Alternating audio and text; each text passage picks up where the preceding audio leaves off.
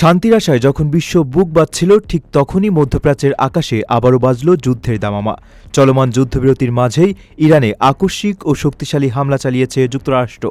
মার্কিন সামরিক বাহিনীর সেন্ট্রাল কমান্ড সেন্টকম জানিয়েছে, হরমুজ প্রণালীতে বাণিজ্যিক জাহাজের উপর তেহরানের অযৌক্তিক হামলার কড়া জবাব দিতেই এই প্রত্যাঘাত।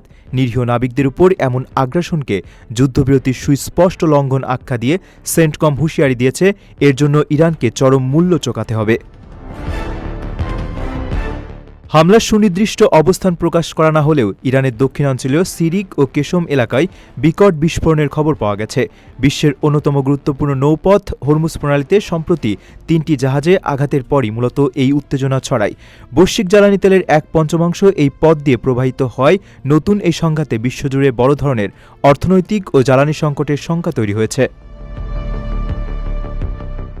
এদিকে পাল্টা অভিযোগে যুক্তরাষ্ট্রের বিরুদ্ধে বিশ্বাসঘাতকতার দাবি তুলেছে তেহরান। গত ১৮ জুন স্বাক্ষরিত সমঝোতা স্মারকের সূত্র ধরে ইরানের পররাষ্ট্র মন্ত্রণালয় জানিয়েছে, তেল বিক্রি নিষেধাজ্ঞায় দেওয়া অস্থায়ী ছাড় বাতিল করে ওয়াশিংটন চুক্তির ১০ নম্বর শর্ত সুস্পষ্টভাবে লঙ্ঘন করেছে।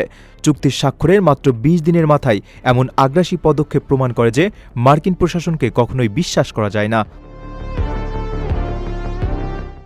আপনার স্বপ্নগুলো আকাশ ছুবে প্রবাসীর হেলিকপ্টারের মাধ্যমে। বিয়ে, জন্মদিন অথবা যে কোনো বিশেষ প্রয়োজনে হেলিকপ্টার ভাড়া করতে যোগাযোগ করুন স্ক্রিনে দেয়া নাম্বারে। প্রবাসীর হেলিকপ্টার, নিরাপদ ও সাশ্রয়ী বাহনের বিশ্বস্ত নাম।